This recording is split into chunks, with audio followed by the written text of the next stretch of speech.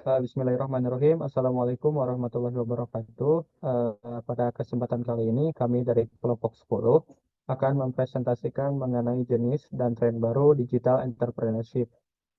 Sebelumnya, izin memperkenalkan diri, nama saya Haris Rahmat dan rekan saya Raka Putraku Darmawan. Untuk pokok bahasanya sendiri terdiri dari dua, yaitu tren baru entrepreneurship dan jenis bisnis digital. Yang pertama ada tren baru entrepreneurship. Entrepreneurship terus berkembang dan berubah seiring dengan perkembangan teknologi dan perubahan perilaku konsumen. Tren baru dalam entrepreneurship pada tahun 2024 mencakup berbagai aspek yang mempengaruhi cara orang berwirausaha. Untuk tren yang pertama ada sustainable entrepreneurship. Sustainable entrepreneurship adalah tren di mana bisnis berusaha mencapai keuntungan sambil memperhatikan dampak sosial dan lingkungan. Konsumen semakin peduli dengan isu-isu lingkungan dan sosial, sehingga bisnis yang berkelanjutan memiliki daya tarik yang lebih besar. Tujuan utama adalah untuk menciptakan nilai jangka panjang yang berkelanjutan bagi semua pemangku kepentingan. Contoh dari sustainable entrepreneurship ini adalah sekarang maraknya kendaraan-kendaraan yang menggunakan listrik dibanding dengan menggunakan minyak bumi, sehingga sangat memperhatikan dampak lingkungan yang terjadi di dunia ini gitu. Kemudian ada maraknya penggunaan panel surya untuk pengganti listrik dengan menggunakan cahaya matahari. Untuk tren yang kedua ada digitalization of business atau digitalisasi bisnis.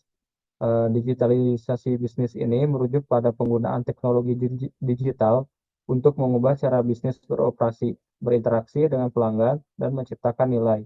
Digitalisasi telah menjadi keharusan bagi bisnis modern untuk tetap bersaing dan relevan di pasar yang terus berkembang. Contoh dari digitalisasi of business ini adalah misalnya dalam pembayaran yang dulu misalnya kita hanya bisa menggunakan cash, sekarang kita tinggal scan QR aja, bisa menggunakan OVO, Dana, dan lain-lainnya. Kemudian untuk dalam bidang agritech, bisa juga digunakan konsep seperti platform untuk menghubungkan antara petani langsung dengan pembeli langsung, misalnya ada iGrow, terus ada TaniHub. Untuk tren yang ketiga, yaitu Rise of the Gig Economy.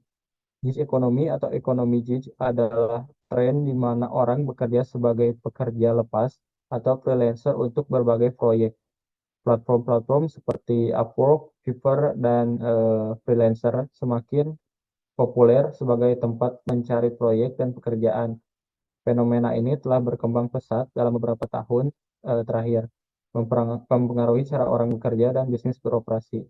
Contohnya adalah misalnya untuk di Indonesia sendiri ada platform project.co.id dan Freelancer, di mana dalam project.co.id misalnya terdapat banyak pekerjaan dari berbagai kategori yang bisa diambil oleh pekerja lepas. Misalnya seperti dalam hal IT, pemrograman, kemudian ada virtual assistant, translator, penulis, dan lain-lain. Untuk tren keempat, yaitu personalization and customer experience atau personalisasi dan pengalaman pelanggan. Personalisasi dan pengalaman pelanggan adalah kunci dalam bisnis modern. Dalam era di mana konsumen semakin mengharapkan pengalaman yang unik dan relevan, personalisasi menjadi strategi yang sangat efektif untuk memenangkan hati pelanggan. Personalisasi adalah proses menyediakan pengalaman yang disesuaikan dengan preferensi, perilaku, dan kebutuhan individu.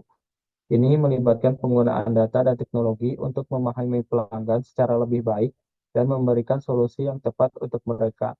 Misalnya seperti konsep pemberian poin ketika berbelanja misalnya, terus menggunakan aplikasi seperti Oppo, dia memberikan Oppo Poin, terus dan lain-lainnya itu. Kemudian untuk bisa contoh yang lainnya seperti IKEA yang dia menerapkan sistem augmented reality yang dimana calon customer bisa melihat terlebih dahulu bagaimana produk mereka apa diimplementasikan di suatu ruangan gitu. Jadi terlihat dulu bagaimana si eh, apa produk mereka itu bisa dilihat baik gitu. di augmented reality tersebut. Jadi sebelum membeli, dia bisa melihat dulu bagaimana diimplementasikannya. Kemudian ada tren kelima yaitu circular economy. Circular economy adalah konsep di mana limbah diubah menjadi sumber daya yang bernilai. Bisnis yang mengadopsi model circular economy memiliki potensi untuk mengurangi dampak lingkungan dan biaya produksi. Berbeda dengan ekonomi linear yang menghasilkan limbah, circular economy merancang produk dan layanan agar dapat digunakan kembali atau didaur ulang.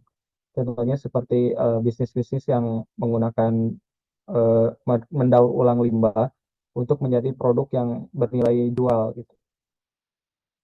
Kemudian ada tren keenam yaitu health and wellness industry. Kesehatan dan kebugaran menjadi fokus utama bagi banyak orang. Bisnis yang bergerak di industri ini seperti aplikasi kesehatan dan produk nutrisi memiliki peluang besar untuk tumbuh. Industri kesehatan dan kebugaran mencakup berbagai bisnis dan layanan yang berfokus pada peningkatan kesehatan, kebugaran, dan kesejahteraan secara keseluruhan. Industri ini mengalami pertumbuhan signifikan dalam beberapa tahun terakhir, didorong dengan meningkatnya kesadaran konsumen dan permintaan terhadap produk dan layanan yang mendukung gaya hidup sehat. Untuk contoh tren keenam ini sangat banyak sekali, misalnya makin maraknya produsen-produsen untuk produk skincare misalnya, kemudian untuk eh, apa minuman-minuman protein dan sebagainya itu.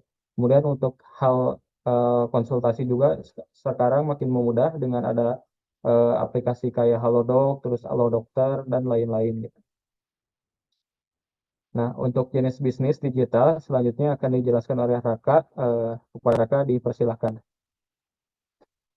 Baik, di sini saya akan menjelaskan mengenai jenis bisnis digital.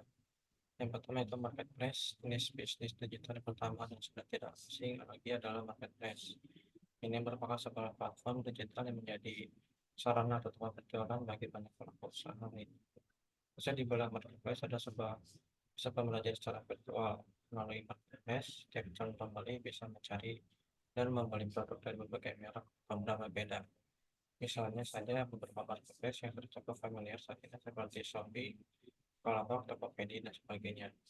Dalam bisnis ini, pemilik bisnis memfasilitasi bertemunya pembeli dan penjual, termasuk mempermudah transaksi jual-jual di antara kedua belah pihak. Di sini ada beberapa contoh gambar marketplace-nya, yaitu Amazon, Express, dan juga Instagram juga bisa dijadikan marketplace. Dan yang tren yang baru ini yaitu seperti TikTok Shop merupakan bisa dijadikan sebagai marketplace. Next. Selanjutnya itu e-commerce. Selanjutnya ada e-commerce, jenis bisnis digital yang menghasilkan sama dengan marketplace. Meskipun demikian, kedua bisnis tersebut bentuknya berbeda. Bisnis e-commerce mencakup semua kegiatan di marketplace serta kegiatan penjualan produknya langsung ke konsumen, baik melalui aplikasi maupun situs web mereka sendiri. Beberapa contoh e-commerce yang cukup populer saat ini seperti Zalora, Shopify, dan sejenisnya. Adapun jenis e-commerce lainnya yaitu seperti toko online yang berada di website tertentu, gitu. Misalnya menjualkan produk pakaian, sepatu, dan juga barang-barang lainnya. Next. Selanjutnya yaitu subscription, yaitu lanjut ke bisnis basis digital berikutnya adalah subscription. Bisnis berjalan dari biaya langganan yang dibayarkan oleh penggunanya. Umumnya bisnis digital jenis ini diterapkan platform bacaan, streaming video, maupun hiburan lainnya. Jenis bisnis ini merupakan hasil pengembangan modal bisnis langganan sama produk, dan pelanggan diharuskan untuk membayar sejumlah biaya langganan dengan nominal tertentu agar bisa melakukan majalah laporan. Ini bisa diambil contoh itu seperti misalkannya View atau Netflix ini memiliki beberapa macam subscription dari mulai basic, premium hingga pro juga. Nah, next. Selanjutnya yaitu exported bisnis digital ini mirip dengan modal bisnis subscription, namun pelanggan tidak perlu membayar biaya langganan apapun.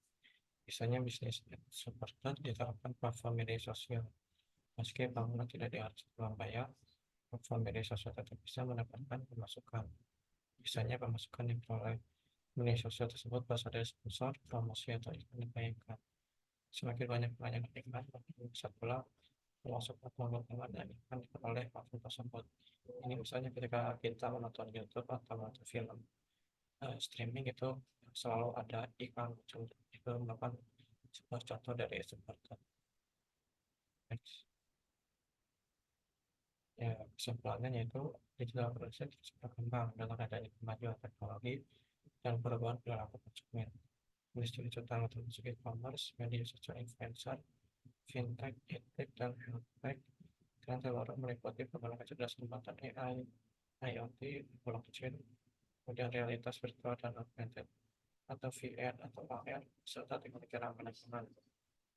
Atau green tech untuk sukses para digital trainer harus berinovasi secara berkelanjutan, beberapa pemasaran digital, menganalisis data, berkolaborasi, dan fokus pada pengalaman pelanggan.